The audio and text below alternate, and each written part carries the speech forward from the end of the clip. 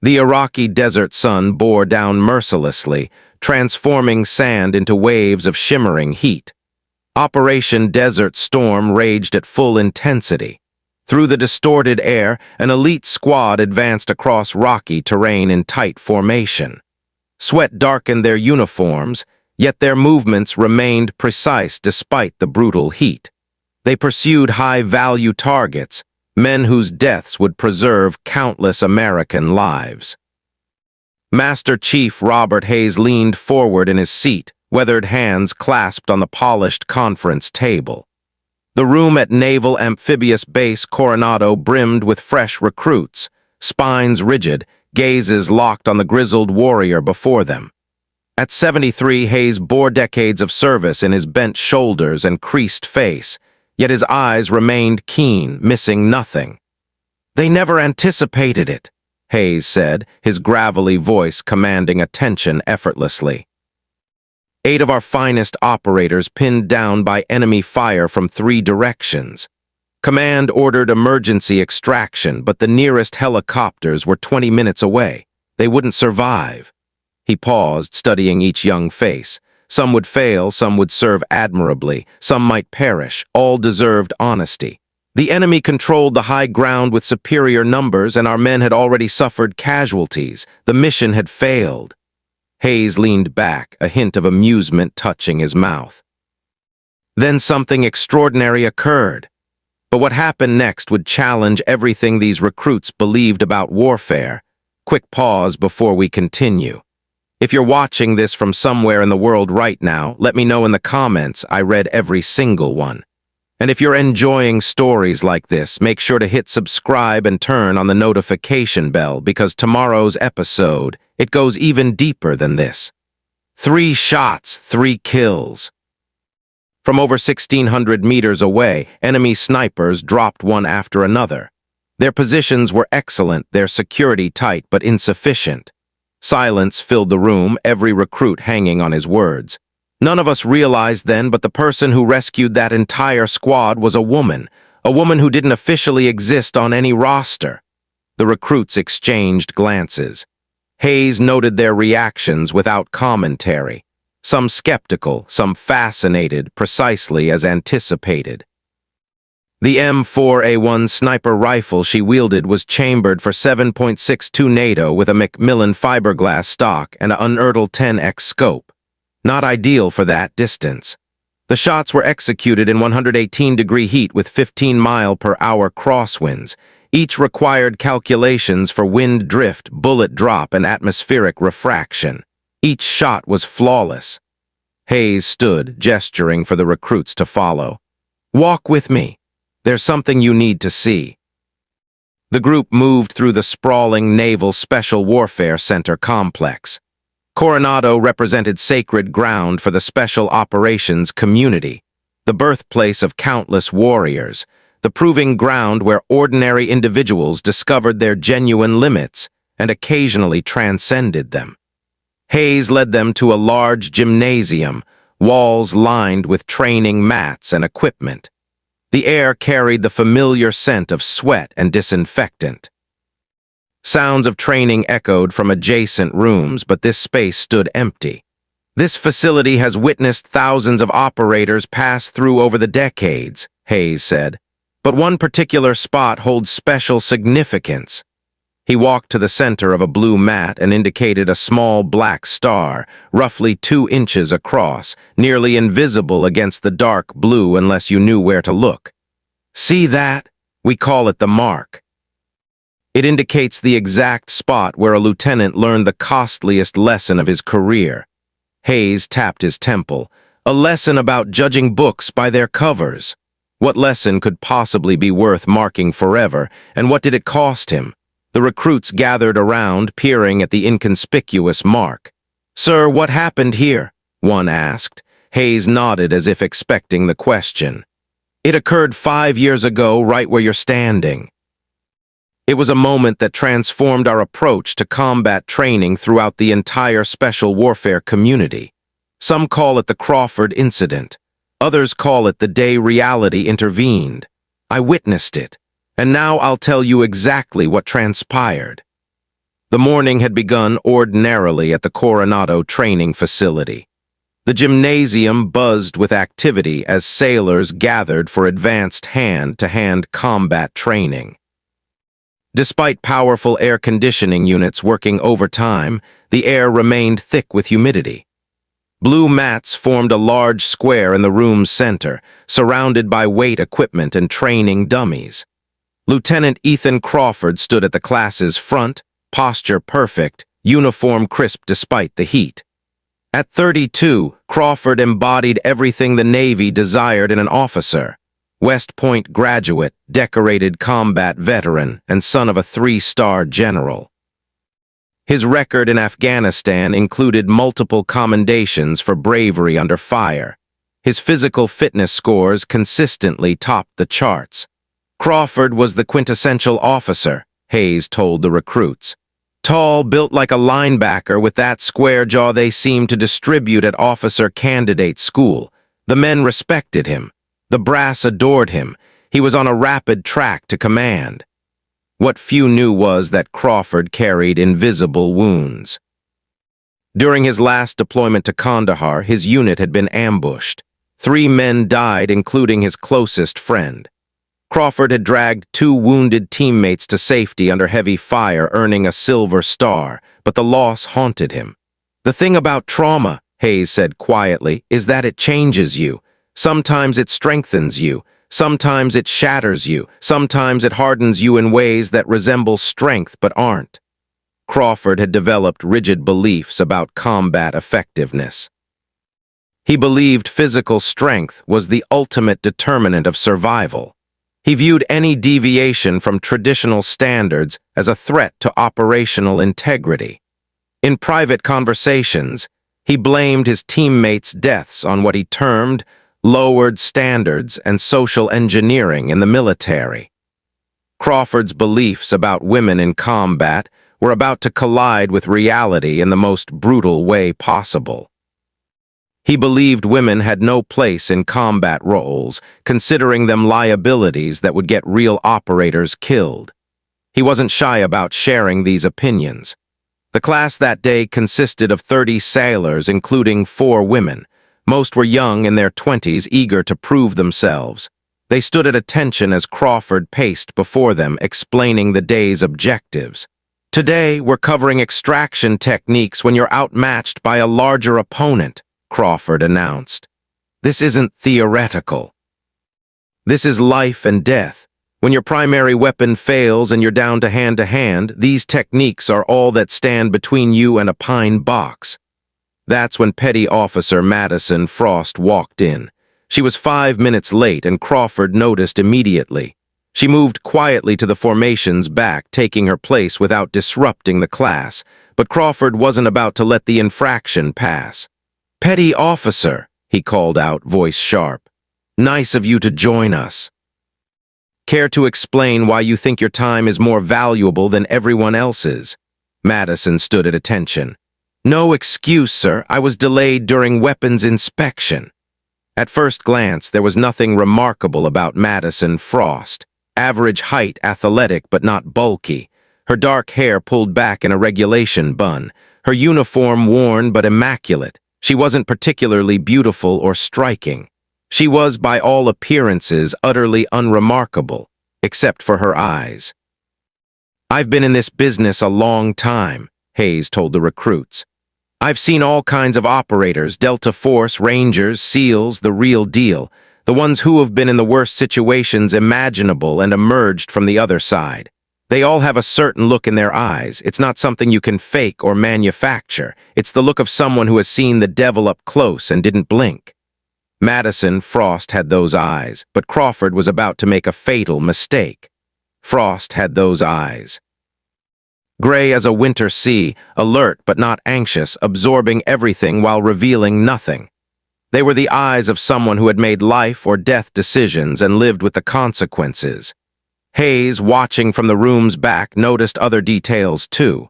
The way she distributed her weight evenly on the balls of her feet, ready to move in any direction. The subtle scan she performed, cataloging exits, threats, angles, the perfect stillness that spoke of absolute control. Most people fidget, Hayes explained. They shift their weight, adjust their clothing, look around. It's normal human behavior. Frost stood like a statue, but not a rigid one, like a coiled spring, perfectly balanced, perfectly still, but ready to unleash kinetic energy in an instant. Crawford didn't see any of this. He saw only a woman who had arrived late to his class. Since Petty Officer Frost thinks her time is special, perhaps she'd like to help demonstrate today's techniques, Crawford said with a thin smile. The class parted as Frost moved to the front. She stood before Crawford, waiting for instructions. I had a bad feeling right then, Hayes admitted to the recruits. I knew Frost's background, Crawford didn't, and that made for a dangerous situation. What Hayes knew, what almost no one in that room knew, was that Madison Frost wasn't just another sailor. She was part of a classified program that had begun under President Reagan during the Cold War's final years. The Artemis program, named after the Greek goddess of the hunt, had been a highly compartmentalized initiative to train female operatives for missions where men would be at a disadvantage. During the Cold War, we needed assets who could move in certain environments without raising suspicion, Hayes explained. Female operatives who could blend in, who could access places male operators couldn't. But they needed to be just as lethal, just as effective in combat situations. The program was small, never more than 20 active operatives at its peak. The training was identical to that received by male special operators with no concessions or adjusted standards. Many washed out. A few excelled. Madison Frost had been the program's star pupil, but Crawford was about to discover just how dangerous his ignorance truly was. She had completed Bud-S training alongside male candidates, anonymized in records as Candidate X. She had mastered advanced weapon systems, infiltration techniques, and hand-to-hand combat methodologies from around the world. She spoke 4 languages fluently. She could assemble and disassemble any NATO weapon blindfolded, and she had deployed repeatedly. Her first mission had been to East Berlin in 1989, just months before the wall's fall. Disguised as a Canadian graduate student, she had infiltrated a KGB facility and extracted critical intelligence about Soviet nuclear capabilities. The Soviets had sent 3 male operatives to the same facility, Hayes said. All were captured, 2 were executed. One spent 6 years in prison before being exchanged. Frost got in and out in 48 hours with the complete targeting package. No one ever knew she was there. Over the next 15 years, she had participated in operations across Eastern Europe and the Middle East. Always covert, always deniable. Her official record showed routine deployments on support vessels. Her real achievements were documented only in classified files with code names like Marathon and Longbow. 7 combat deployments, Hayes told the recruits. 31 confirmed enemy combatants neutralized. 4 high-value targets captured, 2 rescued hostages. All while officially working as a logistics specialist. None of this was known to Crawford as he faced Frost on the mat. He saw only a female petty officer who he believed had no business in combat roles. The larger opponent will attempt to use superior strength and weight, Crawford explained to the class. They'll try to pin you to limit your mobility. Once that happens, your options become severely limited. He demonstrated a standard hold, gripping Frost's arm firmly. His grip was unnecessarily tight, a small dominance display that didn't go unnoticed by Hayes or Frost. Most female combatants will be at a significant disadvantage in upper body strength, Crawford continued. This isn't opinion, it's biological reality. The average male has approximately 40% more upper body strength than the average female of similar fitness levels. In a combat situation, that differential can be lethal. Frost's expression remained neutral as Crawford used her to demonstrate various holds and control positions. She complied with his instructions, playing the role of the subdued opponent, offering no resistance. "Now, the manual teaches a standard escape technique," Crawford said, maintaining his grip on Frost's wrist. "A quick pivot followed by a strike to vulnerable areas like the throat or groin. The problem is, against a significantly stronger opponent, the initial break from the hold may be impossible to execute." He increased the pressure on Frost's wrist, causing several students to wince visibly. What Crawford couldn't see was that he was demonstrating on a predator, not prey. "This is the reality you need to understand," he said, his voice harder now. "In actual combat against an actual enemy who wants to actually kill you, technique will only get you so far. At some point, it comes down to strength, endurance, and the willingness to do whatever it takes to survive." Crawford was no longer simply teaching. He was making a point, using Frost as a prop in his personal crusade. His grip on her wrist had tightened to the point where his knuckles were white. The class had grown uncomfortably quiet. Hayes watched Frost carefully. Her breathing remained steady. Her gaze was focused not on Crawford's face, but on the details of his posture, balance, and grip. She was making calculations, running scenarios. Hayes recognized the look. It was the same expression he'd seen on the faces of operators before they initiated a breach or an ambush. Crawford was so focused on proving his point that he missed all the warning signs. "He didn't see what I saw," Hayes told the recruits. "He didn't recognize the predator standing right in front of him."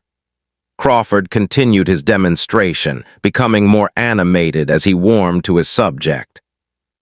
He was no longer simply instructing. He was performing, playing to his audience, seeking validation for his worldview. "The modern battlefield has no place for hesitation or half measures," he declared. "When you're fighting for your life, you can't afford to be nice. You can't afford to hold back. The enemy certainly won't." He directed Frost to attempt an escape from his hold, predicting her failure before she even moved. "Go ahead, petty officer," he said. "Show us the textbook response." Frost remained still, her eyes now fixed on Crawford's. "I said demonstrate the escape technique, petty officer," Crawford repeated, his irritation growing.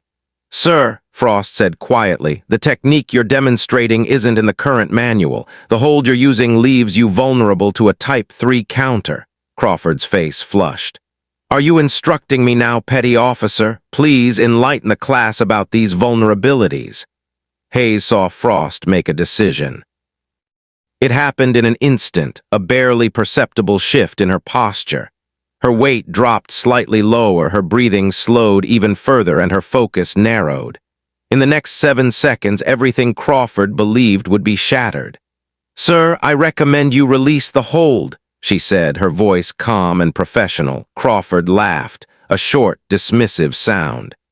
"This is exactly what I'm talking about, people. Theory versus reality." Petty Officer Frost has read the manual, but she's about to learn that in the real world, against a stronger opponent. Frost moved. It wasn't fast. Not in the way most people understand speed. It was efficient. No wasted motion, no telegraphing, no hesitation.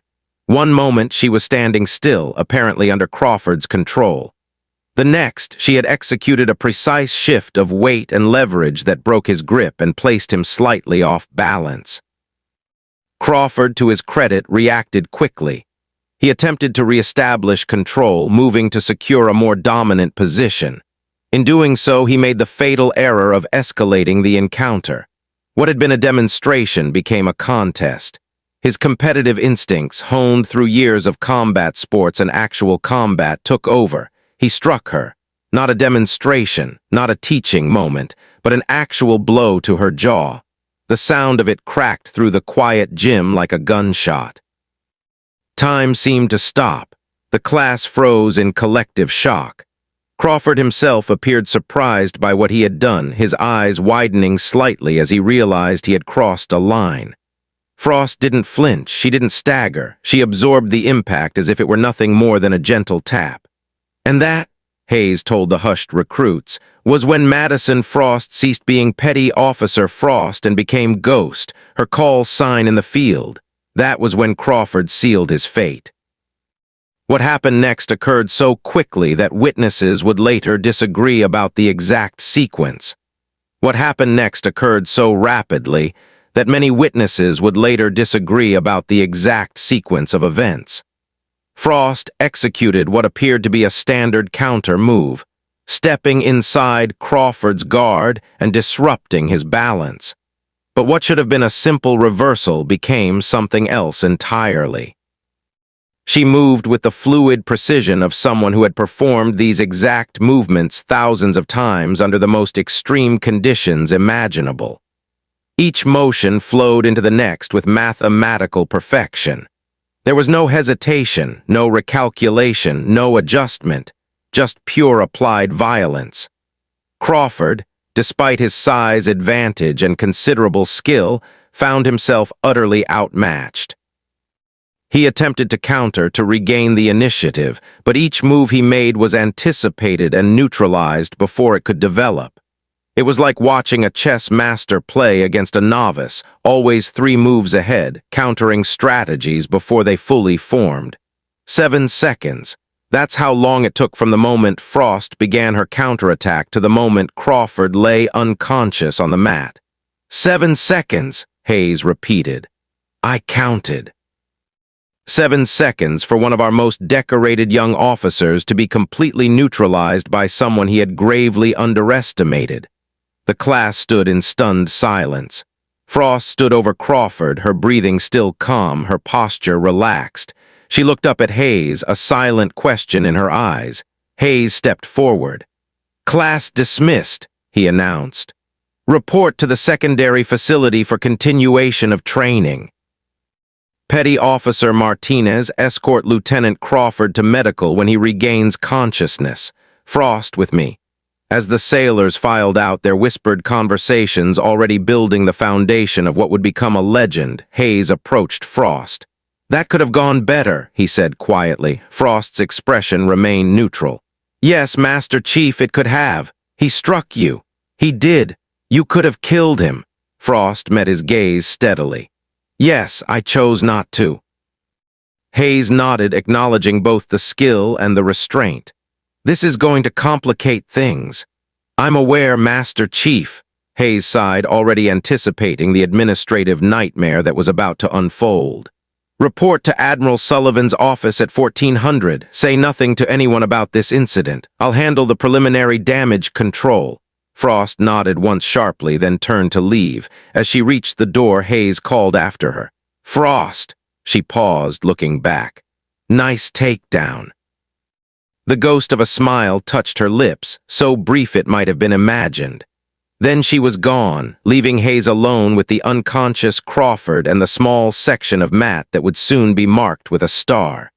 But the real crisis was just beginning. What would happen when the brass learned what had transpired? The news spread through the base like wildfire. By mid-afternoon, the story had reached the highest levels of command, growing more elaborate with each retelling. In some versions, Crawford had been thrown across the room. In others, Frost had used some secret martial art known only to elite operatives. The truth, as usual, was both simpler and more complex. Admiral Marcus Sullivan's office reflected the man himself, austere, organized, and intimidating. The admiral had served for 35 years, commanding everything from small patrol boats to carrier groups. Now approaching retirement, he oversaw several special programs, including Artemis. When Hayes arrived for the emergency meeting, the room was already crowded. Captain Vincent Pierce, the original architect of the Artemis program, sat opposite Sullivan. At 70, Pierce had officially retired a decade earlier but remained as a civilian consultant, his expertise too valuable to lose completely. 2 JAG officers were present, as well as a stone-faced representative from the Pentagon, whose name was conspicuously absent from the introductions. "Let me make sure I understand the situation correctly," Admiral Sullivan began, his voice like gravel. "One of our most promising young officers physically assaulted a female petty officer during a training exercise." "That's accurate, sir," Hayes confirmed. And in response, said petty officer, who happens to be one of our most elite covert operatives, incapacitated him in front of 30 witnesses. Also accurate, sir. Jesus Christ. Sullivan rubbed his temples. The political fallout from this is going to be a nightmare. We've got sexual harassment, assault, potential gender discrimination, and the exposure of a classified program, all wrapped up in one tidy package. If I may, Admiral, Pierce interjected, this could be an opportunity rather than just a problem. All eyes turned to the older man. Pierce was about to propose something that would change special operations forever. The Artemis program has been active for nearly 30 years, Pierce continued. In that time, it has produced some of our most effective operators, working missions that would have been impossible for traditional male assets. But it has remained hidden, its successes unacknowledged, its operators denied the recognition they deserve. He leaned forward, his eyes bright with conviction. Perhaps it's time we brought it into the light, not as a scandal, but as a success story. The world is changing. The battlefield is changing. Our enemies don't care about gender when they're trying to kill Americans. Why should we limit our effectiveness based on outdated notions? The Pentagon representative frowned. The program remains classified for good reason. Exposure risks operational security and could endanger active operatives. No one is suggesting we compromise current operations, Pierce countered. But the existence of the program itself, the fact that we have female operators who meet or exceed all standards, that information could change perceptions, improve recruitment, and ultimately enhance our fighting capability. The debate continued for over an hour, weighing options, considering consequences, searching for a path forward that would minimize damage while maximizing potential benefits. Finally, a decision was reached. There would be no disciplinary action against either Crawford or Frost. The incident would be officially recorded as a training accident. Unofficially, steps would be taken to gradually bring aspects of the Artemis program into the light, starting with a specialized training unit that would incorporate both male and female operators. And who will lead this unit? Sullivan asked. Pierce smiled. I think the answer is obvious.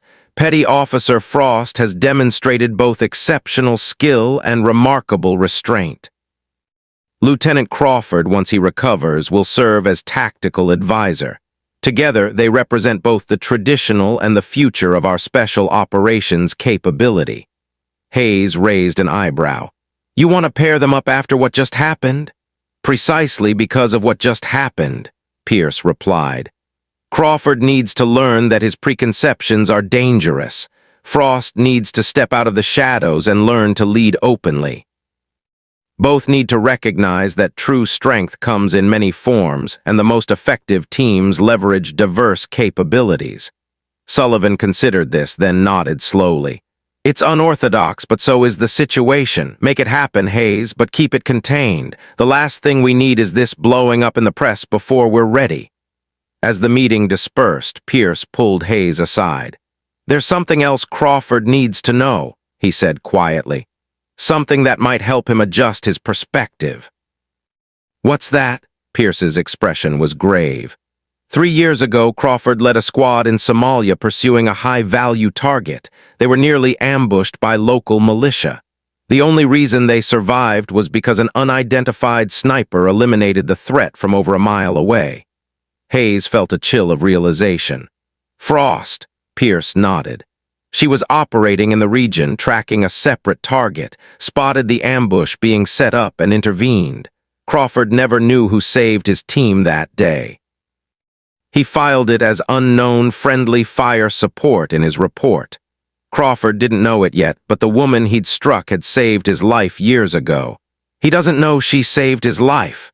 No, Pierce said, and I think it's time he did. Crawford woke to the antiseptic smell of the medical bay and the dull throb of pain radiating from his shoulder. His memory returned in fragments, the training session, Frost, the demonstration that had spiraled out of control, his fist connecting with her jaw, and then Nothing. He attempted to sit up, wincing as his dislocated shoulder protested the movement. A corpsman noticed and approached his bed. "Easy, sir. Doctor wants you to stay still until he's had a chance to examine you." Crawford ignored the advice, swinging his legs over the side of the bed. "How long was I out?" "About 40 minutes, sir." "You took quite a hit." Crawford's jaw tightened. The humiliation was worse than the pain. He, a decorated combat veteran and hand-to-hand instructor, had been taken down by a female petty officer in front of an entire class. The story would be all over the base by now. His authority, his reputation, possibly his career, all in jeopardy because of one momentary loss of control. "Where is she?" he demanded. "Frost." The corpsman hesitated. "I believe she's in with Admiral Sullivan and Master Chief Hayes, sir." Of course she was. They were probably discussing his court-martial right now. He had struck a subordinate, a female subordinate, during a training exercise. The regulations on that were clear. He could kiss his career goodbye. The doctor arrived, a gray-haired commander with tired eyes and efficient movements. He examined Crawford's shoulder, confirming what Crawford already knew, a standard anterior dislocation, already reduced by the medical team while he was unconscious. "You'll need to wear a sling for at least 2 weeks, the doctor said, writing notes in Crawford's chart. "No physical training, no lifting, definitely no hand-to-hand combat. I'm prescribing pain management and recommending light duty." Crawford nodded mechanically, his mind elsewhere. The doctor seemed to sense his distraction. "Lieutenant, for what it's worth, I've seen the results of what Petty Officer Frost could have done. She showed remarkable restraint." Crawford's eyes snapped up to meet the doctor's. "What do you mean?" The doctor's expression was unreadable. "Let's just say this isn't the first time I've treated injuries resulting from her skill set. Usually the other party isn't so lucky." Before Crawford could process this revelation, his world was about to be turned upside down again. Before Crawford could question him further, the medical bay door swung open. Master Chief Hayes entered, his weathered face as expressionless as ever. "Doctor, I need a moment with the lieutenant." The doctor nodded and withdrew, leaving Crawford alone with Hayes. "How's the shoulder?" Hayes asked, pulling up a chair. "It's fine," Crawford replied curtly. "Is this where you tell me to turn in my credentials?" Hayes studied him silently for a moment. "You struck a subordinate." "I know, a female subordinate." "I know that too, in front of 30 witnesses." Crawford's frustration boiled over. "Yes, Master Chief, I am well aware of what I did. I lost control. I violated regulations, and I'm prepared to face the consequences. So if you're here to collect my insignia, let's just get it over with." Hayes remained calm in the face of Crawford's outburst. "I'm not here to end your career, Lieutenant. I'm here to give you a choice about how it continues." Crawford blinked, momentarily thrown off balance. Hayes leaned forward. "What happened today was unacceptable, but it's also an opportunity. An opportunity for you, for Frost, and for the entire special warfare community to move forward in a way that makes us all more effective." Crawford's eyes narrowed with suspicion. "What are you talking about?" "I'm talking about Project Integration, a new training initiative focusing on combining the unique capabilities of all operators, regardless of gender, to create more adaptable and lethal teams." Crawford couldn't suppress a derisive snort. "And let me guess, Frost will be the poster child?" "No," Hayes replied evenly. "You both will." The confusion must have shown on Crawford's face because Hayes continued without waiting for a response. "You and Frost will co-develop and lead the training program together. You'll draw on your respective strengths and experiences to create something neither of you could build alone." Crawford stared at Hayes in disbelief. "You want me to work with the woman who just put me in the hospital? I want you to work with one of the most highly trained operators in the United States military," Hayes corrected. "Someone who has completed missions you don't have the clearance to know about, in places you can't even imagine." The way Hayes emphasized those words made Crawford pause. There was something here, something beyond a simple training accident and its aftermath. "Who is she really?" Crawford asked quietly. Hayes glanced toward the door, ensuring they were still alone. "Lieutenant, what I'm about to tell you is classified. Disclosure to unauthorized personnel will result in charges of treason. Do you understand?" Crawford nodded slowly. What Hayes revealed next would shatter every assumption Crawford had about Madison Frost. Petty Officer Madison Frost is a graduate of the Artemis program, a covert initiative that began in the final years of the Cold War. The program identified and trained female operators to the exact same standards as male special warfare personnel, then deployed them on missions where their gender gave them tactical advantages. Crawford listened with growing astonishment as Hayes outlined Frost's training and operational history. Bud-S completion, advanced weapons and tactics, multiple combat deployments, confirmed kills, high-value target acquisitions. It seemed impossible, yet Hayes spoke with the quiet certainty of someone relating facts, not spinning tales. "I don't understand," Crawford said finally. "If she's so valuable, why is she here teaching basic hand-to-hand to regular sailors? Why isn't she in the field?" "Operational security," Hayes replied. "After her last mission, intelligence indicated her cover might have been compromised. She's cooling her heels, maintaining her skills, and waiting for reassignment." Crawford shook his head, still struggling to reconcile the unassuming woman he had faced in the gym with the elite operator Hayes described. "There's something else you should know," Hayes continued, his voice dropping even lower. "Something Captain Pierce thought might help you understand the situation better." Crawford waited, sensing the shift in Hayes's demeanor. 3 years ago, you led a squad in Somalia pursuing a high-value target named Farhan Ahmed. You were closing in when local militia set up an ambush. 3 snipers positioned on the ridgeline above your approach route. They had you dead to rights. Crawford stiffened. That operation had been classified. The ambush had nearly cost him and his entire team their lives. They'd only survived because unknown friendly fire support, Hayes whispered, recalling the phrase from Crawford's after-action report. 3 enemy snipers neutralized by long-range fire. You never identified the shooter. It was Frost, Hayes confirmed. She was in country on a separate operation, spotted the ambush being prepared and intervened. 3 shots, 3 kills, sound familiar. Crawford felt the room tilt slightly. The woman he'd dismissed as a liability, the woman he'd struck in anger, had saved his life years earlier without him ever knowing. Everything Crawford believed about women in combat had just been proven catastrophically wrong. "Why didn't anyone tell me?" he asked, his voice hoarse. "Compartmentalization. The Artemis program remains strictly need to know. Your team was extracted safely. Mission accomplished. The details weren't relevant to your operational requirements." Crawford sat in stunned silence, processing the revelation. Every assumption he'd made about Frost had been wrong, not just wrong, but dangerously, arrogantly wrong. "So what happens now?" he asked finally. "Now you make a choice," Hayes replied. "Option 1, administrative discharge. You struck a subordinate. No matter the circumstances, that's grounds for separation." Crawford nodded grimly. It was what he'd expected. "Option 2, Hayes continued, you work with Frost, you learn from her, you help us bridge the gap between traditional special operations and what comes next. You help build something important. And if I say no, then we lose a good officer with valuable experience," Hayes said simply. "And you lose the chance to be part of something that will save American lives and make our forces more effective." Crawford looked down at his injured shoulder, then back at Hayes.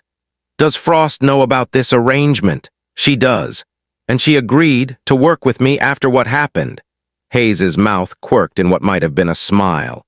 "Frost is a professional lieutenant. She doesn't let personal feelings interfere with the mission. The question is, can you do the same?" Crawford took a deep breath, weighing his options.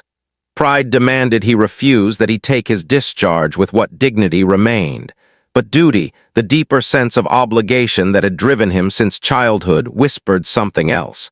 If Frost truly was what Hayes claimed, then working with her wasn't just a chance at redemption. It was an opportunity to become better at what mattered most, protecting his country and the men and women who served alongside him. "I'm in," he said finally. "When do we start?" Hayes stood. "As soon as medical clears you. In the meantime, there's someone who wants to speak with you." The door opened again and Captain Vincent Pierce entered. Though in his 70s, the captain moved with the deliberate precision of a much younger man. His eyes, clear and assessing, took in Crawford's condition with a single glance. Pierce was about to reveal the true scope of what Crawford was being asked to do. "Lieutenant Crawford," Pierce said, extending his hand. "I've been looking forward to meeting you." Crawford awkwardly shook hands with his good arm. Captain Pierce pulled up a chair next to the bed. "Master Chief Hayes has briefed you on our proposal." "Yes, sir." "And you've agreed to participate." "I have," Pierce nodded approvingly. "Good. You should know that I've been following your career for some time. Your actions in Afghanistan, particularly during the Kandahar incident, caught my attention. Not many officers would have risked their lives the way you did to save your men." Crawford shifted uncomfortably under the praise. "I did what anyone would have done, sir." "No, Lieutenant, you did what a leader does. You put the mission and your men before yourself." Pierce leaned back in his chair. "That's why, despite today's incident, I believe you're the right person for this project." Crawford frowned. "With respect, sir, I'm not sure I understand why." "I just demonstrated exactly the kind of bias the program is presumably trying to overcome." Pierce smiled slightly. "Precisely. Who better to help change minds than someone whose mind has been changed? Your perspective, both before and after, will be invaluable." Before Crawford could respond, the medical bay door opened once more. Madison Frost stood in the entrance, her posture perfect, her expression unreadable. The bruise on her jaw where Crawford had struck her was already darkening against her skin. Crawford tensed involuntarily. Even knowing what he now knew, it was difficult to reconcile this unremarkable-looking woman with the elite operator Hayes had described. Pierce gestured for Frost to join them. She approached, acknowledging both superior officers with a nod before turning her attention to Crawford. "Lieutenant," she said, her voice neutral. "How's the shoulder?" Crawford met her gaze, searching for anger or resentment and finding none. "It's been better, your handiwork, I presume?" A flicker of something, amusement perhaps, crossed her face. "Standard joint manipulation, you left me little choice." "So I'm learning," Crawford replied. He hesitated, then added, "I owe you an apology, petty officer, for what happened in the gym. It was unprofessional and unacceptable." Frost regarded him steadily. "Yes, it was." No excuse offered. No absolution granted, just acknowledgement of the truth. Crawford found himself respecting her directness. "I also understand I owe you a debt from Somalia, though it seems thank you is inadequate for saving the lives of my entire team."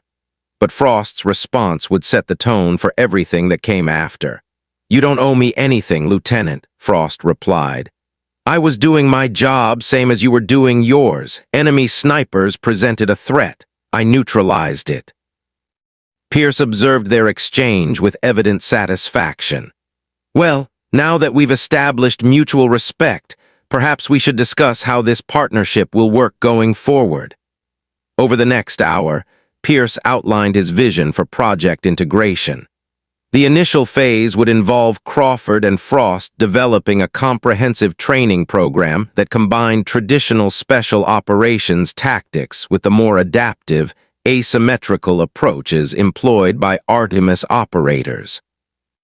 Once established, they would jointly instruct selected personnel drawn from various special warfare communities.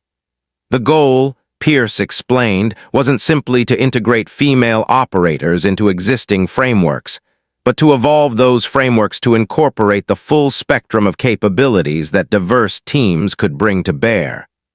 Crawford listened attentively, asking questions about logistics, personnel selection, and evaluation metrics.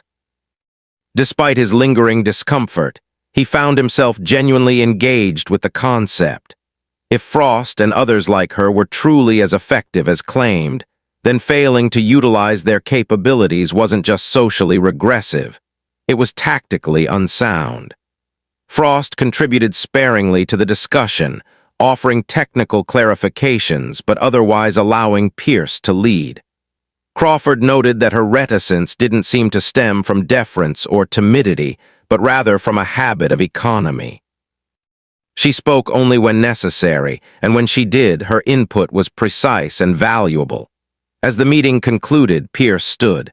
"I'll leave you two to get acquainted properly. The project officially begins once medical clears Lieutenant Crawford, but I suggest you use the interim to establish your working parameters."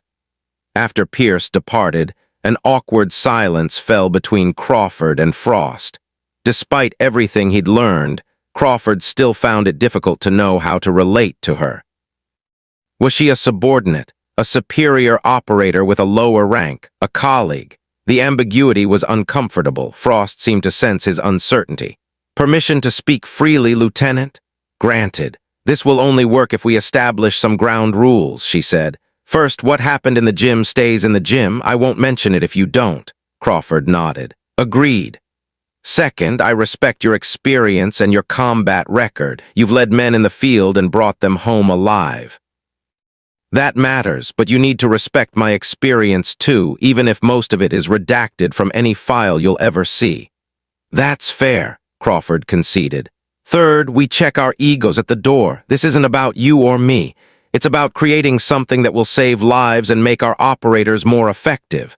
That's the only metric that matters."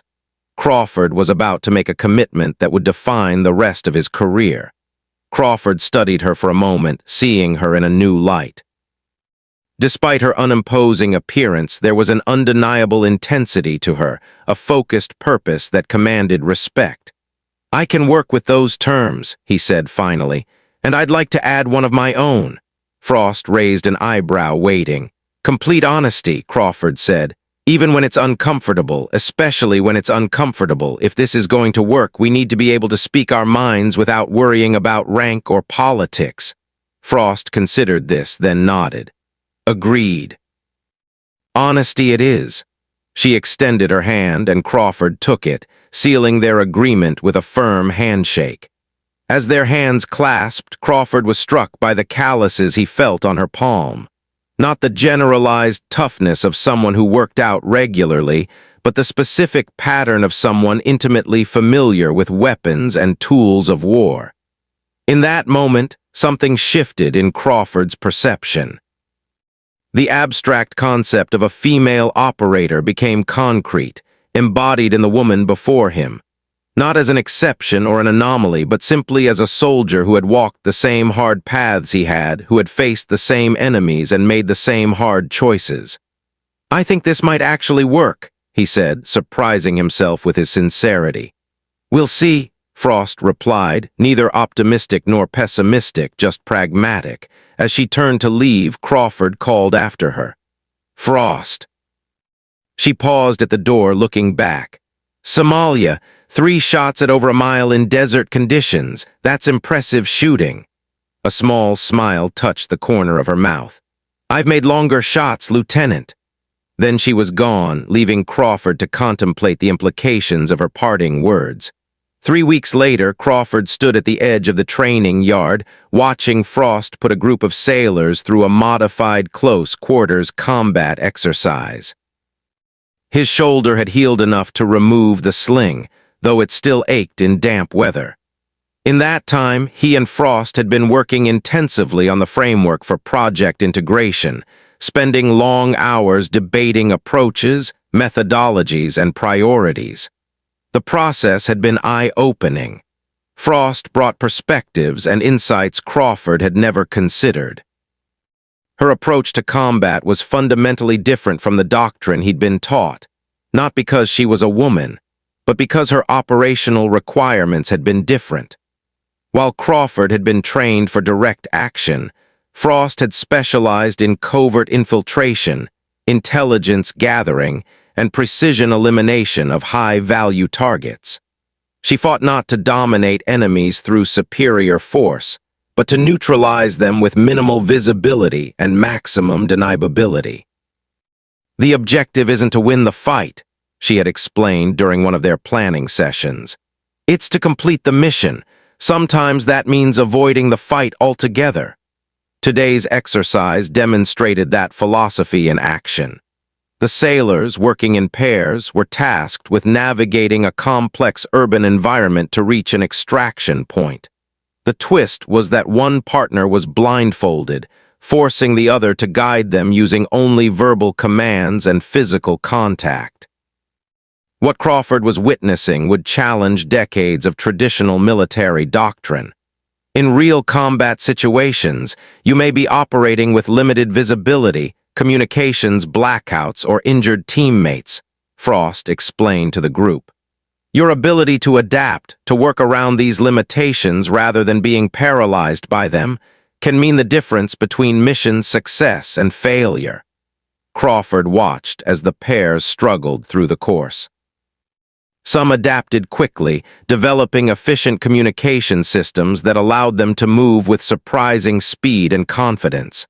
Others floundered, their frustration mounting as they repeatedly hit obstacles or lost their bearings. "What do you see?" Frost asked quietly, appearing at his side. Crawford considered the question seriously. 3 weeks ago, he might have offered a glib answer about the importance of physical strength or standard operating procedures. Now he looked deeper. "Different problem-solving approaches," he said finally. "The successful teams aren't necessarily the strongest or fastest individually. They're the ones who recognize their limitations and develop systems to compensate." Frost nodded approvingly. "Exactly, and notice something else. In the most effective pairs, the guide isn't always the higher-ranked individual. Leadership shifts based on who has the critical information or capability in that moment." Crawford saw it now. A petty officer deferring to a seaman's guidance. A burly male sailor following the precise directions of a smaller female partner. Authority flowing naturally to whoever could best achieve the immediate objective, regardless of conventional hierarchies. "Adaptive leadership," Crawford murmured, "fluid and responsive to changing conditions." "It's how Artemis teams operated," Frost confirmed.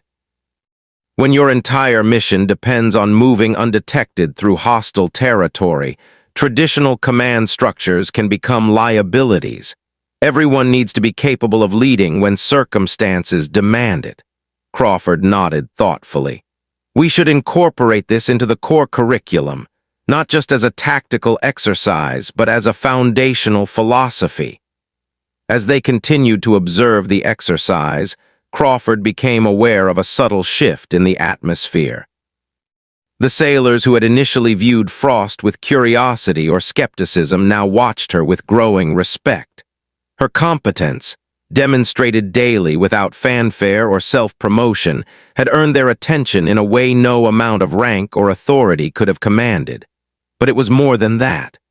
Over the past weeks, a small group of female sailors had begun to gravitate toward Frost during off hours. They sought her out for additional training, for advice, for mentorship. Frost never advertised these sessions, but she never turned anyone away either.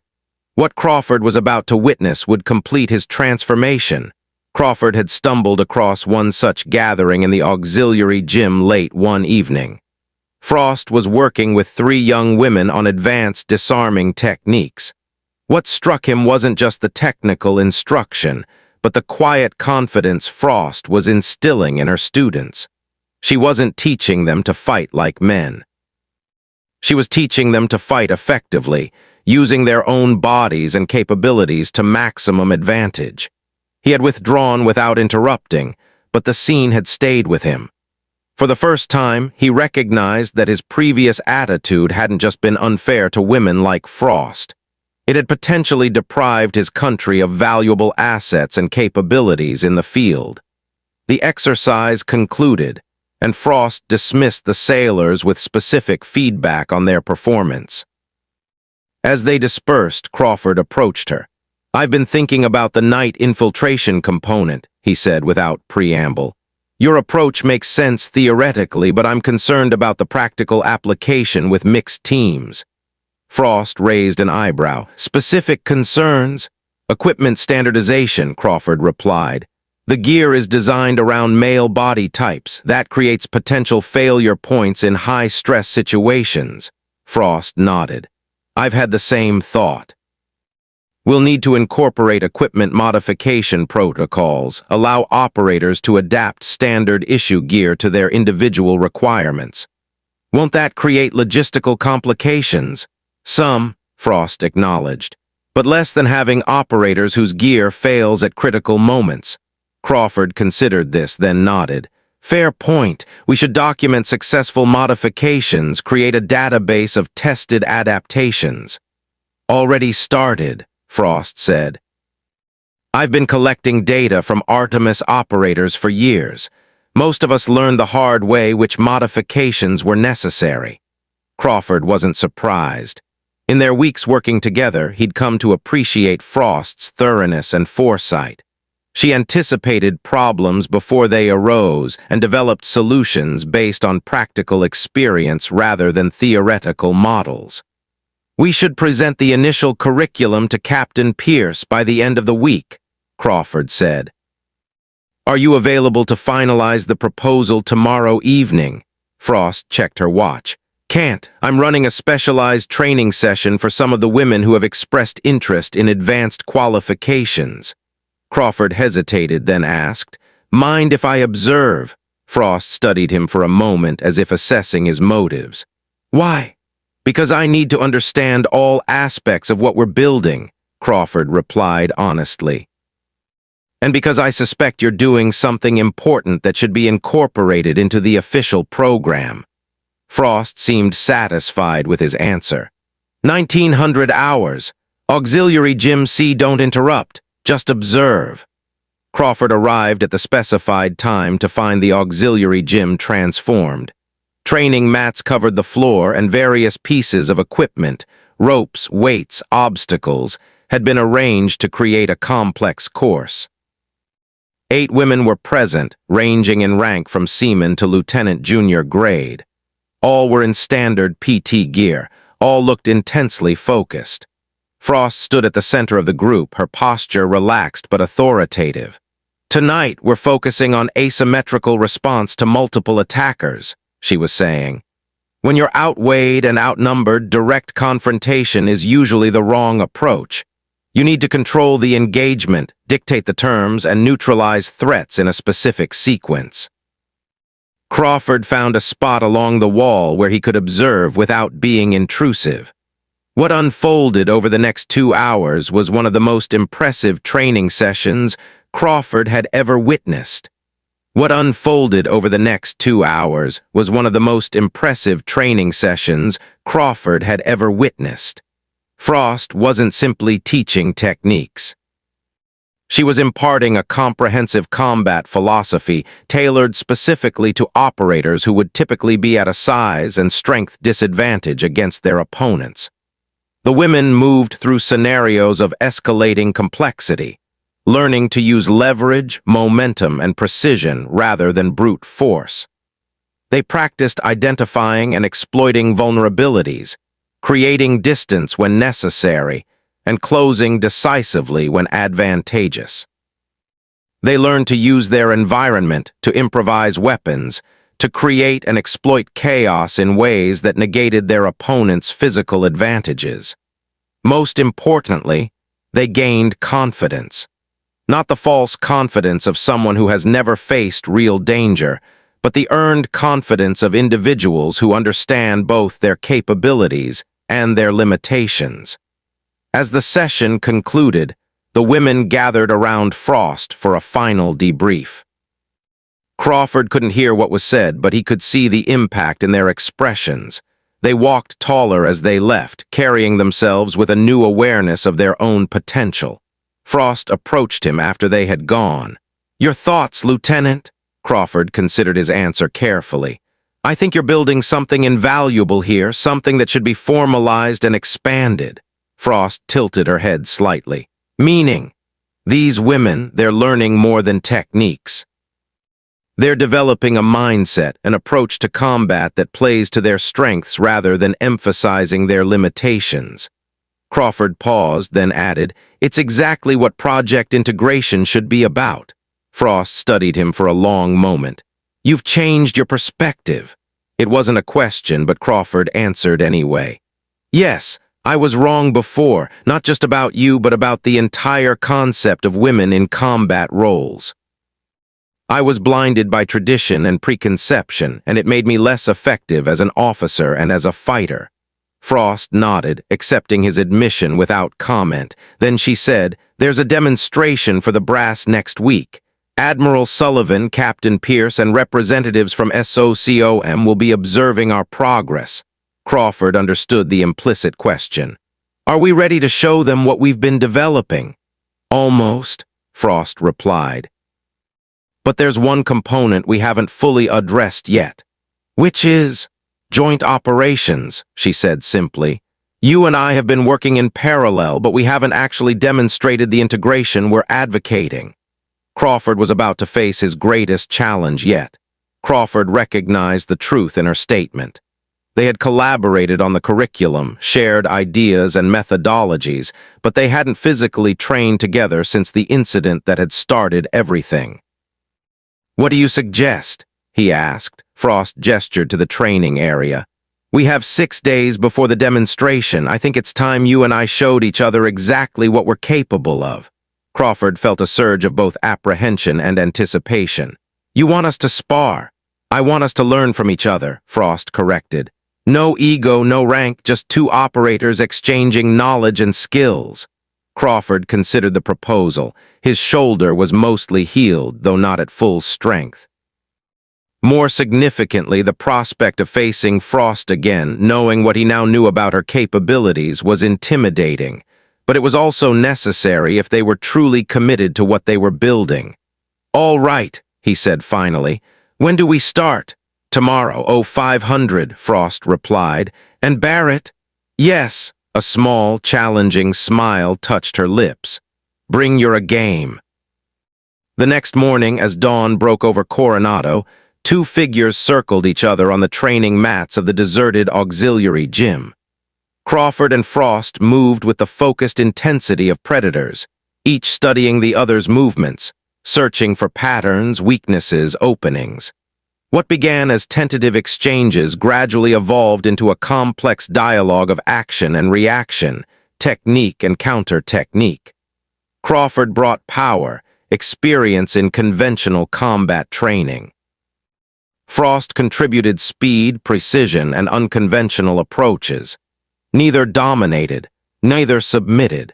Instead, they pushed each other to greater heights of performance, each adaptation met with a corresponding counter-adaptation. It wasn't a contest. It was collaboration expressed through physical movement, ideas communicated through action rather than words. And in that exchange, something new began to emerge, a synthesis that transcended their individual approaches.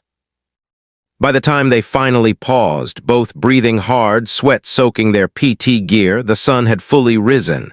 They had been training for over 2 hours, though it had seemed like minutes. "That," Crawford said between breaths, "was educational." Frost nodded, a rare smile breaking through her professional facade. "Yes, it was." As they gathered their gear, Crawford found himself looking forward to the next session with unexpected eagerness. For the first time since the incident that had brought them together, he felt genuine optimism about what they were creating, but their biggest test was still ahead. "Same time tomorrow?" he asked. Frost nodded. "Tomorrow we add weapons." Crawford raised an eyebrow. "Blunted training knives?" The look Frost gave him was both amused and slightly predatory. "Let's start there and see where it leads." As they left the gym, walking together into the brightening day, Crawford realized that Captain Pierce had been right. This unexpected partnership, born from confrontation and misunderstanding, was evolving into something valuable. Not just for them, not just for the women who sought Frost's guidance, but potentially for the entire Special Operations community. The mark on the blue mat, indicating the spot where Crawford had learned his most expensive lesson, was becoming the foundation for something much larger and more important. Something that might in time save lives and change the face of warfare itself. "Frost," Crawford said as they reached the point where their paths would diverge. She paused, looking at him inquiringly. "Thank you," he said simply. "For Somalia, for this, for—" He gestured vaguely, searching for the right words. "For kicking your ass and opening your mind?"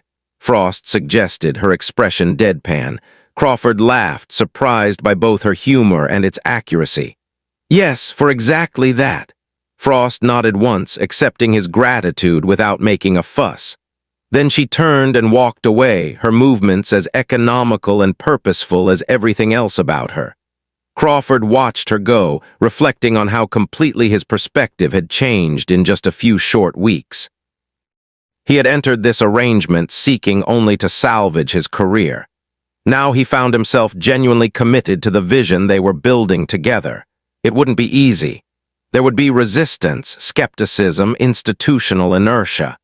But standing there in the early morning light, Crawford felt something he hadn't experienced since before the ambush in Kandahar, pure, uncomplicated purpose. The demonstration was 6 days away. They would be ready. And after that, the real work would begin. The day of the demonstration dawned clear and cool, a light breeze carrying the salt tang of the Pacific across the Coronado base. In the pre-dawn darkness, Crawford and Frost moved through their final preparatory session, refining the sequences they would showcase later that morning. After 6 days of intensive training together, they had developed a remarkable synchronicity.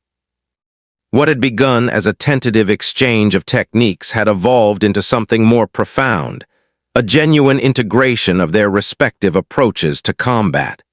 Crawford had absorbed elements of Frost's precision and economy of movement. Frost had incorporated aspects of Crawford's power and direct engagement tactics. Together, they had created something new, a hybrid methodology that played to the strengths of each operator while minimizing vulnerabilities. "Command deck wants us in the briefing room at 07:30, Crawford said as they concluded their session. "Final coordination before the brass arrives." Frost nodded, toweling sweat from her face. "How's the shoulder?" "Good enough," Crawford replied with a small smile. It was a private joke between them now. The shoulder that Frost had dislocated weeks ago had become a barometer of their progress together. Its gradual healing had paralleled the development of their professional relationship, from antagonism to mutual respect. "The women from my evening sessions want to know if they can observe today," Frost said, changing the subject. Crawford considered this. "Not officially part of the program yet. I know, but they've been working hard. It would mean something to them." Crawford studied her for a moment.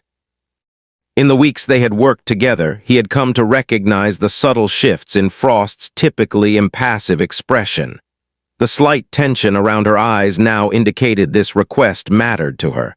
"I'll clear it with Pierce," he said finally. "No promises, but I'll try."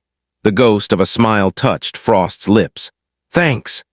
But as they prepared to prove their concept to the brass, neither knew how dramatically this demonstration would change special operations forever. The briefing room was already crowded when Crawford arrived at 07:25. Captain Pierce stood at the head of the table, surrounded by junior officers organizing presentation materials. Master Chief Hayes sat in a corner, his weathered face giving nothing away as he observed the controlled chaos. "Lieutenant," Pierce greeted Crawford, "everything ready for the dog and pony show?" "Yes, sir. Frost and I completed our final run through this morning." Pierce nodded approvingly. "Good." Admiral Sullivan will be accompanied by Rear Admiral Thornton from Naval Special Warfare Command and representatives from SOCOM. They're interested in potentially implementing elements of the program across multiple special operations communities. Crawford raised an eyebrow, impressed. The presence of SOCOM representatives indicated that project integration had garnered attention at the highest levels of special operations leadership. What had begun as a response to an isolated incident was now being considered as a template for the entire community. "Sir," Crawford said, "Frost asked if the women from her evening training sessions could observe today. I told her I'd run it by you." Pierce considered this. "The unofficial group she's been mentoring." "Yes, sir. 8 women, mostly junior enlisted, though there's a Lieutenant JG as well. They've been working with Frost on advanced combat techniques." Pierce stroked his chin thoughtfully. "Normally, I'd say no to unauthorized personnel, but in this case, it might actually strengthen our presentation. Demonstrates the program has already generated organic interest and results." "My thought exactly, sir. Have them report to Master Chief Hayes at the training facility at 0900. He'll handle the security clearances." Pierce glanced at his watch. "Speaking of which, our guests will be arriving in 30 minutes. Where's Frost?" As if summoned by the question, Frost appeared in the doorway, crisp in her service uniform. Crawford noted the rows of ribbons on her chest, visual testimony to a career of service that most people would never fully understand. The Combat Action Ribbon, the Navy Commendation Medal with Combat V, and several others that spoke of deployments to hostile territories and actions under fire. Only a fraction of her actual accomplishments, Crawford knew, but impressive nonetheless. "Petty Officer Frost reporting as ordered, sir," she said, addressing Captain Pierce. "Right on time," Pierce replied. "We were just discussing the final arrangements." Frost glanced at Crawford, a silent question in her eyes. He gave a slight nod, confirming that her request had been approved. She acknowledged this with the barest inclination of her head, then turned her attention back to Pierce as he outlined the schedule for the demonstration. The briefing was concise and professional. Pierce had arranged for a select group of operators from various special warfare units to serve as the demonstration team. Crawford and Frost would lead them through a series of exercises showcasing the integrated approach they had developed over the past month.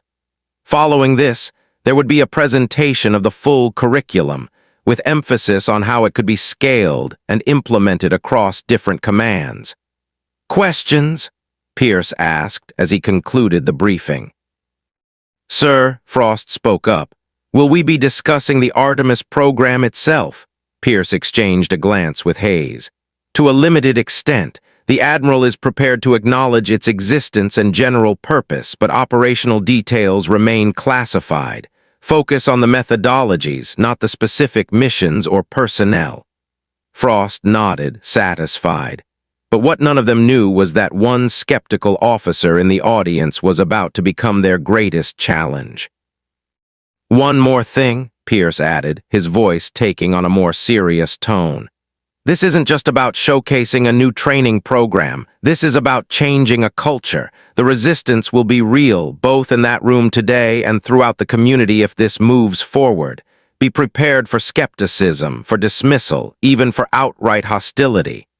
Crawford met Frost's gaze across the room. They had discussed this reality extensively during their planning sessions. The Special Operations community, like any elite group, was resistant to change.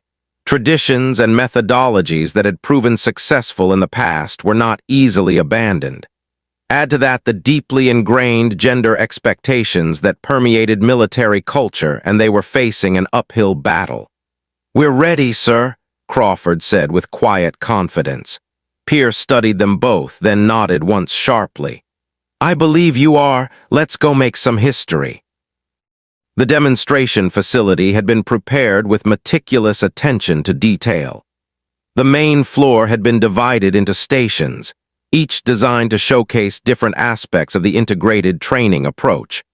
Urban combat scenarios, long-range interdiction, close-quarters battle, asymmetrical response tactics, equipment modifications, and adaptive leadership exercises all had dedicated areas. As the official party entered, Crawford stood at attention alongside Frost. Admiral Sullivan led the group, followed by Rear Admiral Thornton and 3 officers wearing the distinct insignia of Special Operations Command. Behind them came a collection of senior officers from various naval warfare communities, their faces composed in expressions of professional interest tinged with skepticism. Crawford recognized the look. It was the same expression he himself would have worn just a month ago, confronted with the proposition that traditional special operations methodologies could be improved by incorporating approaches developed for and by female operators. The irony wasn't lost on him. Captain Pierce stepped forward to greet the visitors and provide introductory remarks. Crawford used the moment to scan the periphery of the room. In a designated observation area, he spotted the 8 women from Frost's evening sessions. They stood together, their posture perfect, their attention absolute. Among them, he recognized the lieutenant junior grade Frost had mentioned, a slender woman with watchful eyes who seemed to be studying the senior officers with particular intensity. Admiral Sullivan stepped to the center of the floor as Pierce concluded his introduction. "Gentlemen," he addressed the assembly, then with a nod toward Frost and the female observers, "and ladies, we are here today to evaluate a new approach to special operations training and deployment.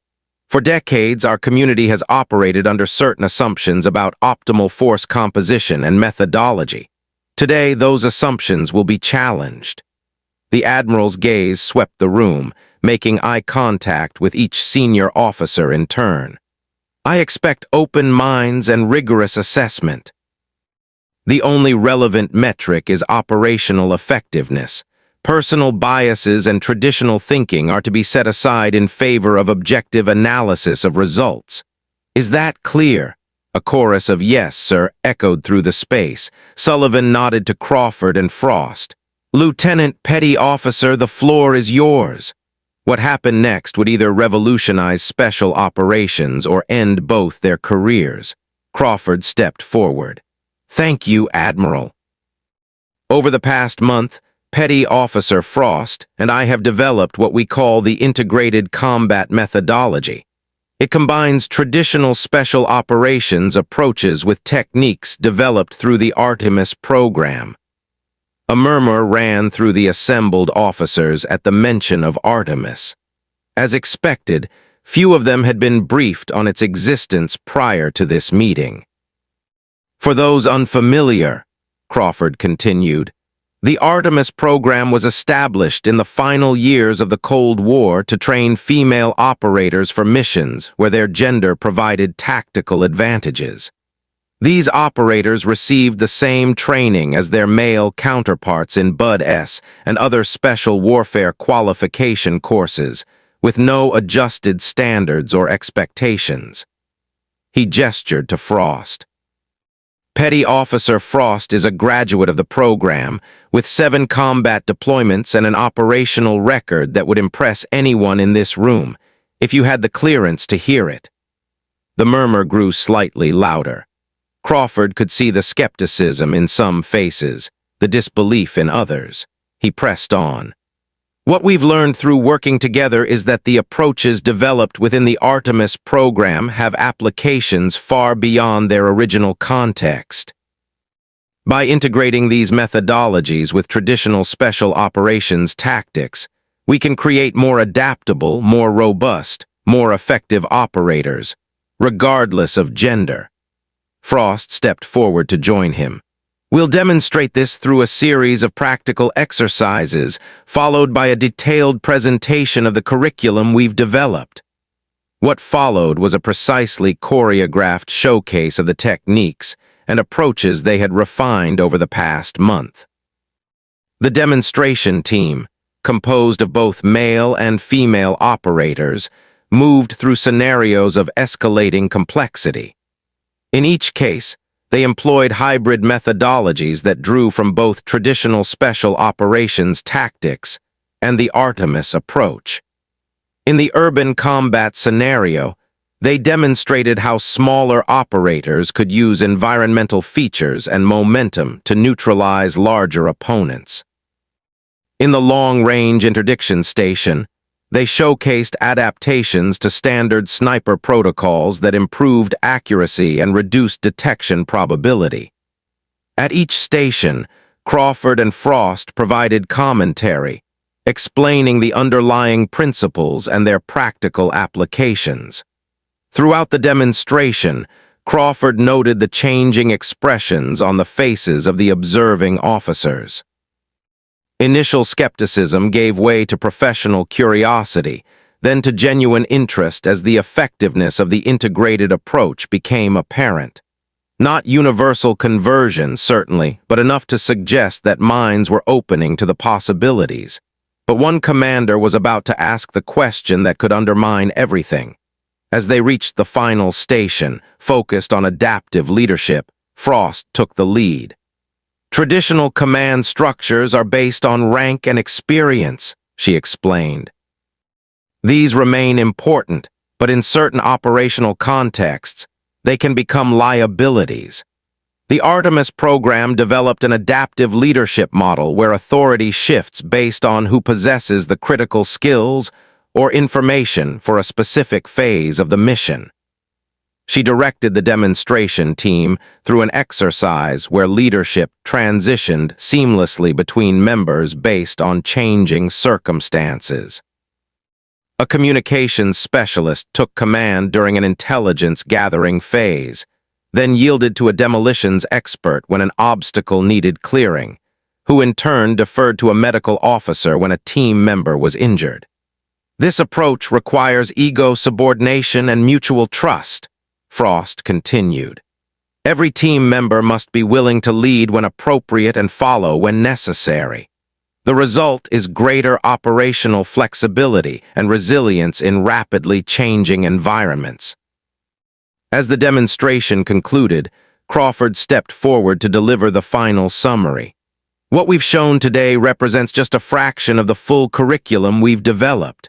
The integrated combat methodology doesn't replace traditional special operations training. It enhances it by incorporating proven techniques from a program that has operated successfully in the shadows for decades. He paused, making eye contact with several of the more skeptical officers.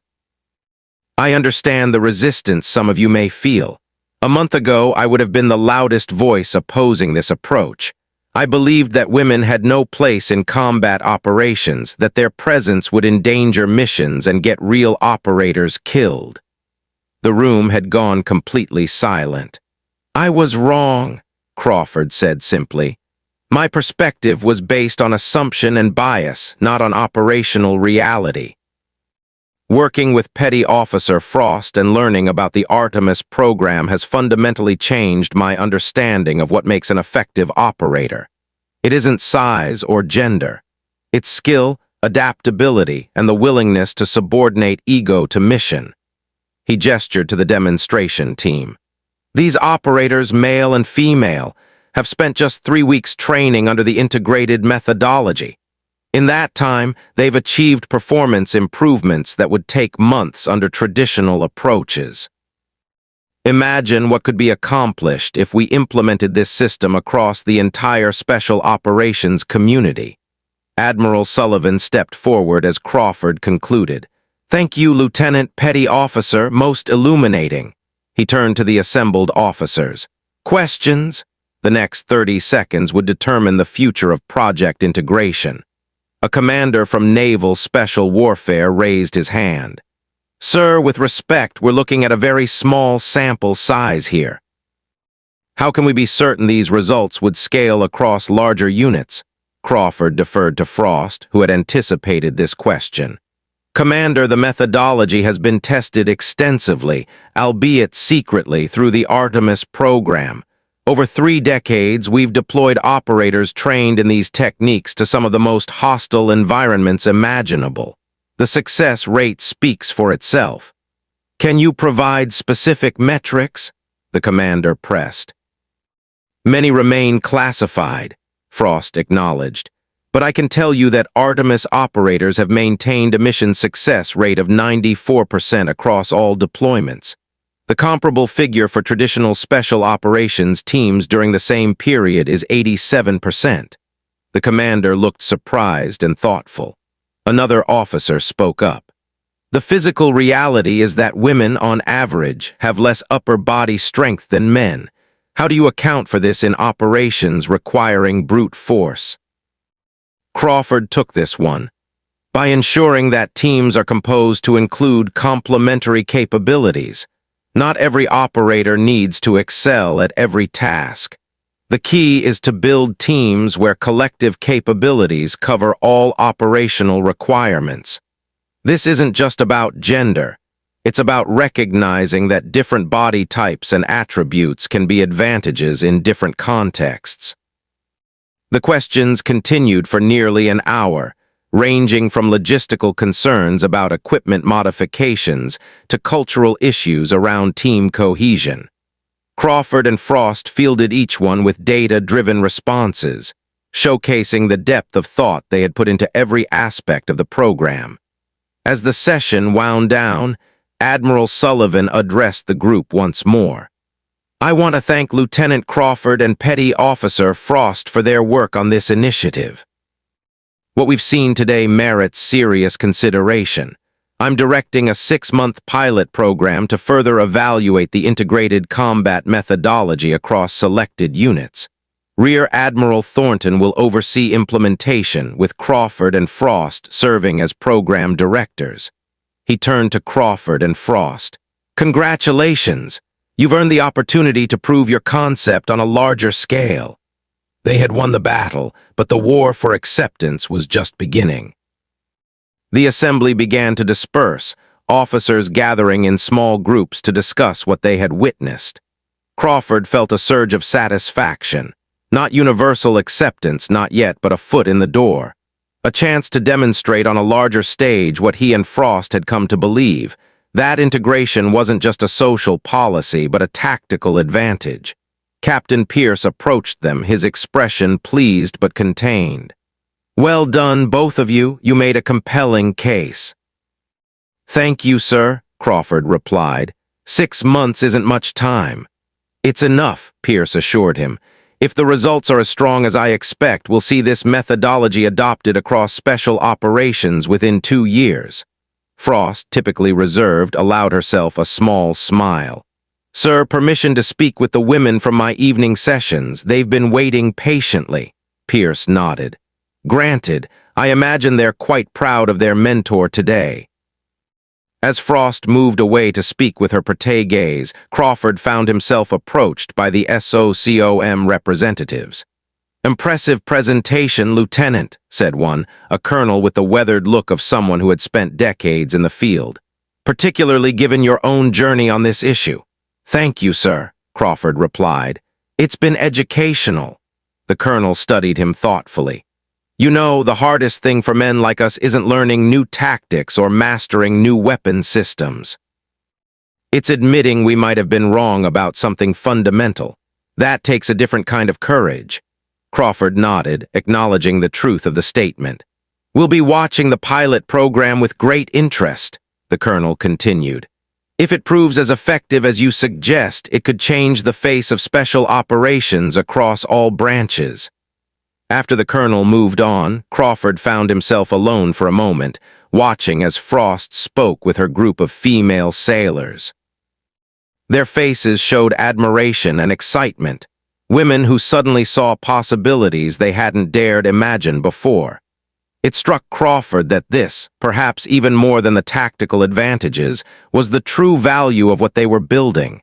A future where talent and capability, not gender or tradition, determined who could serve in the most elite units. Master Chief Hayes appeared at his side, following Crawford's gaze to where Frost stood with her students. You've come a long way from the officer who got his ass handed to him on that blue mat, Hayes observed dryly. Crawford laughed. That I have, Master Chief. You know this isn't over, Hayes said, his tone turning serious. The Admiral gave you 6 months, but there are plenty of old guard who will fight this every step of the way. They'll look for any failure, any mistake, to prove the traditional way is still best. I'm counting on it, Crawford replied with unexpected fervor. The resistance will make us better, force us to refine the methodology, eliminate weaknesses. By the time we're done, the results will be undeniable. Hayes studied him with new respect. You really believe in this now? I do. Crawford turned to face the older man directly. A month ago, I was blinded by prejudice and tradition. I couldn't see past my own assumptions to recognize capabilities that didn't fit my preconceptions. How many others like Frost are out there, Master Chief? How much talent are we wasting because it doesn't come in the package we expect? Hayes nodded slowly. More than we can afford to lose. Exactly. This isn't just about making our existing operators more effective. It's about expanding the pool of people who can become operators in the first place. Crawford gestured toward Frost and her group. Look at them. A month ago, most of those women wouldn't have dreamed they could serve in special operations. Now they're starting to believe it's possible. That's a resource we can't afford to waste. The partnership had begun with violence and ended in understanding, but their greatest mission still lay ahead. Master Chief Robert Hayes stood once more on the blue mat in the Coronado training facility. A fresh group of recruits gathered around him. The small black star, somewhat faded now but still distinct against the dark blue, remained a focal point for his story. And that, he concluded, is how the integrated combat methodology began. Right here with one officer's prejudice and one operator's skill, setting in motion changes that would transform the entire special operations community. The recruits, men and women in equal numbers, listened with rapt attention. For them, the events Hayes described were already passing into legend, part of the foundational mythology of their chosen profession. "Where are they now, Master Chief?" asked one young woman, her expression intent. "Lieutenant Crawford and Petty Officer Frost." "Commander Crawford," Hayes corrected with a small smile, "serves as executive officer at the Naval Special Warfare Development Group. He oversees all integrated team training and deployment." "And Frost," pressed another recruit. "Captain Frost," Hayes said, his voice carrying a note of pride, "commands her own task force, operating out of an undisclosed location. The details of her current mission remain classified. But I can tell you this. She leads one of the most effective special operations units in the United States military, with a team composition that would have been unimaginable a decade ago." He looked around at the young faces before him, seeing the eagerness, the determination, the hunger to prove themselves worthy of the legacy they sought to join. "The lesson of this mark," Hayes continued, tapping the floor with his foot, "isn't just about respecting female operators, though that's part of it. The real lesson is about assumptions, about challenging what we think we know, about recognizing that the most dangerous person in the room rarely looks the part." He straightened his aged frame, still carrying the dignity and authority earned through decades of service. "Each of you came here with preconceptions about what makes an effective operator, about who belongs in this community and who doesn't. Check those assumptions at the door. They will only limit your growth and the growth of those around you." The recruits nodded, absorbing his words with the seriousness they deserved. The mark on the mat had become more than just a spot. It had become a symbol of transformation. Outside the training facility, the sun shone brightly on Coronado Naval Base. In offices and classrooms, on ranges, and in simulation rooms, men and women worked together, learning and teaching the integrated methodologies that had become standard throughout special operations. 2 years after the pilot program began, Frost and Crawford had led their first joint mission in northern Syria. A high-value intelligence asset needed extraction from a region where traditional special operations teams had previously failed. The integrated team, composed of 6 operators selected for complementary skills rather than conformity to a single standard, completed the mission with 0 casualties. The intel they recovered prevented 3 planned terrorist attacks on American soil, saving countless lives and validating the new approach beyond any remaining doubts. In a quiet corner of the base, a small plaque had been installed, visible only to those who knew to look for it. The inscription was simple. The most dangerous person in the room rarely looks the part. Captain M. Frost, USN. The mark on the blue mat had become more than a location or a story. It had transformed into a philosophy that guided a new generation of operators. Across all branches of special operations, teams now trained under the integrated combat methodology, their effectiveness measured not by adherence to tradition, but by mission success and lives saved. And somewhere in the shadows, continuing the quiet professional work of keeping their nation safe, Crawford and Frost carried forward the legacy they had created together, their unlikely partnership proving more valuable than either could have imagined on that fateful day when prejudice met skill on a blue mat in Coronado. Hayes turned back to the recruits one final time. "Now," he said, his weathered face creasing with the ghost of a smile, "let me tell you about the time Commander Crawford and Captain Frost went head-to-head in the annual Special Warfare Combat Tournament. Because that story will teach you something else entirely about what it means to be a warrior in the modern age." The recruits leaned in, eager for another chapter in the legend. And the star on the blue mat gleamed softly in the California sunlight, a permanent reminder that the greatest victories often begin with the humblest defeats. Up next, you've got 2 more incredible stories waiting on your screen. If this one hit you, tap to watch the next, and make sure you're subscribed with notifications on. Oh, and drop your city in the comments. I want to see where you're watching from.